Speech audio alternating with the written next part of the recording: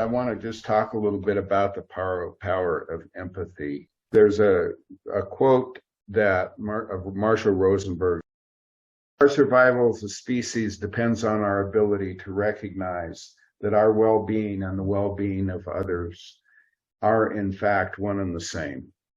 To me, that cuts to the heart of what empathy is all about, because we are all connected. I think one of the cruelest things that we can do to each other is ignore one another or put each other in solitary confinement, because we are hardwired to be connected. Even though we have this individuality, which is very potent and key to who we are, we also have to belong. We have to be part of a group. If we don't feel like we belong, if we don't feel like our presence makes a difference, we get very despondent, and it's very uncomfortable. So I am going to talk a little bit about, when I talk about the power of empathy being a magic elixir, and especially in the political times that we're living in, where there's so much recrimination and people so often assume what someone else's motives are and feel free to tell them what they're doing, which of course is not empathy.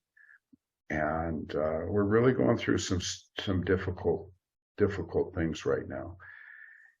Empathy, for me, is incredibly powerful because it dissolves our sense of separateness without compromising our sense of autonomy, so that we can still stand true in who we are, and at the same time recognize the other person and have some understanding of who they are and tie into our common essence. And when we tie into that common essence,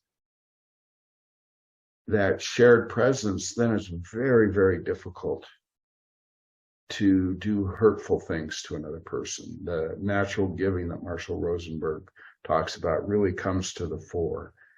So I just wanted to demonstrate, when I call empathy a magic elixir, it's potent, it's powerful, and I think it is the most potent energy to transform the divisiveness that we find ourselves in as a culture. And so I like to remind people, when we're doing this work, we're doing it for humanity as well as for ourselves. And the transformations that we make within our own being ripple out and have a profound impact on the species.